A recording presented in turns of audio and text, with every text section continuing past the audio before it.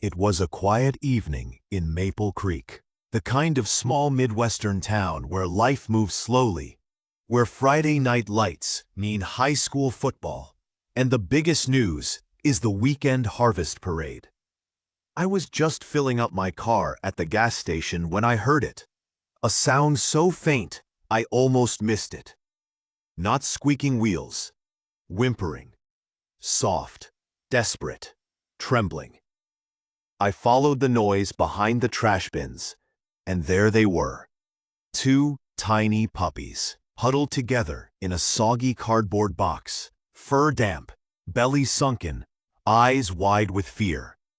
They were so small, barely weaned, their paws caked with dirt, their bodies pressed so tightly you couldn't tell where one ended and the other began. No blanket, no collar, nothing but each other. My hands shook as I knelt down. If anyone leaves them here tonight, I said out loud, they'll die. The words startled even me, but I knew it was true. Coyotes roamed after dark. The temperature was dropping. They wouldn't last. I asked the attendant if he knew anything. He shook his head. Folks do that sometimes, he said grimly, but never pups this young. A small crowd gathered, strangers drawn by the sight of these fragile lives. A mother with her child, an old man with a cane, a young woman with a baby carrier. They all stood there, silent, hearts breaking. And then, without planning it, without even thinking, I lifted them into my arms. So light, so cold. Their hearts beat fast against my chest. One had golden fur and white-tipped paws. The other a darker brown with a faint streak down his nose. They looked like siblings, or soulmates who'd survived the same storm. I carried them to my car, and as I drove home, I kept glancing over. Every red light, every stop sign. I watched them cling to each other. This bond deeper than fear, deeper than hunger. That night, I laid on the floor beside them, listening to their breathing slow. One pressed his paw against my arm, testing if I'd stay. I didn't move. You're safe now, I whispered. I promise. The next morning, sunlight streamed through the curtains, and for the first time, their tails wagged. Just barely. The golden one climbed into my lap. The brown one rested his chin on my knee. In that moment, I knew this wasn't just me saving them. They were saving me too. My quiet, lonely house suddenly felt full, not with noise, but with love. I named them that morning. Scout for his bold curiosity, and Rusty for his gentle loyalty. And just like that, I became a dog mom. I had no supplies, no food, no collar, no bed. But I shredded boiled chicken, filled a bowl with water, and watched them eat like they'd never known kindness before. At the pet store, strangers smiled and called them the gas station puppies. Word spread fast. By the weekend, neighbors waved as we walked past. Kids ran from porches just to pet them. A woman at the grocery store told me, "My aunt saw you that night." She said it gave her hope. That's when I realized this wasn't just our story. It was Maple Creek's. Scout and Rusty grew stronger every day. Scout, fearless and playful, would drag toys across the floor like trophies. Rusty, calm and watchful, always stayed close, checking on his brother, checking on me. They learned to use the backyard, to nudge the door when they needed out, to curl up together in one bed, never two. Even as they grew, their bond never wavered. One morning, I took them to the park. Children swarmed around, laughing as Scout licked their hands and Rusty leaned into their touch. A young couple stopped me. The woman's eyes filled with tears.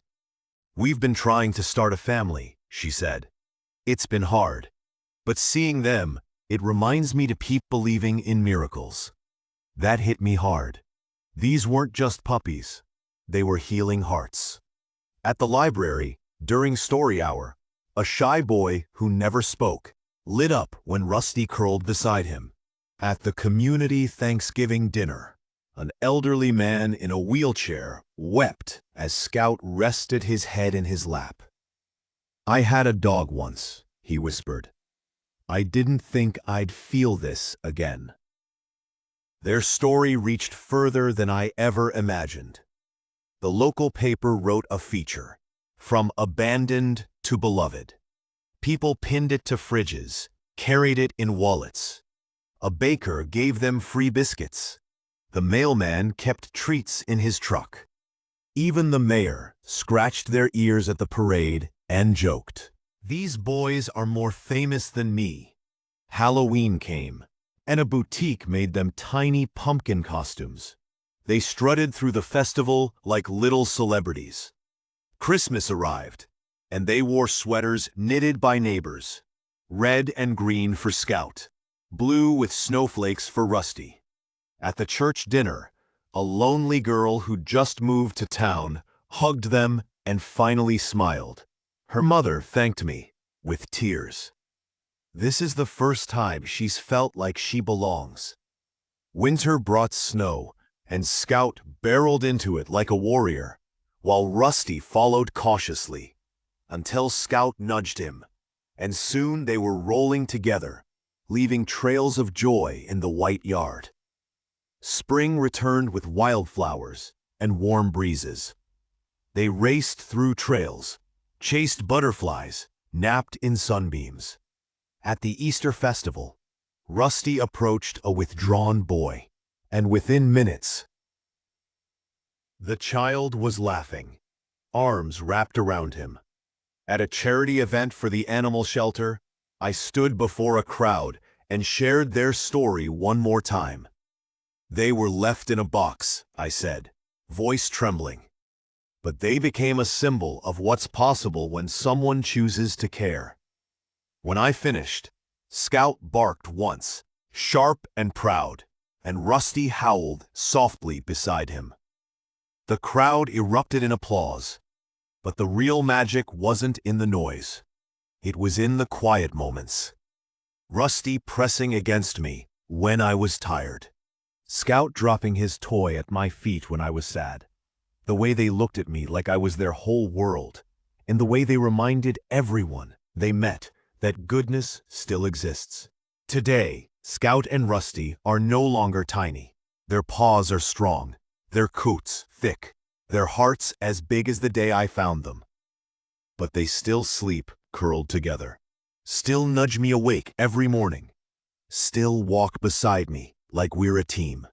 And Maple Creek, it's a little kinder because of them, because of a single choice made on a cold night at a gas station. A choice that rippled outward, touching strangers, mending wounds, lighting hope in places that had gone dark. Their journey began in abandonment, but it became a testament to resilience, to love, to the quiet power of showing up, even when no one asks you to. And if you ever pass through Maple Creek, you'll see them, Scout and Rusty, trotting down Main Street, tails high, eyes bright, living proof that even the smallest lives can leave the biggest mark.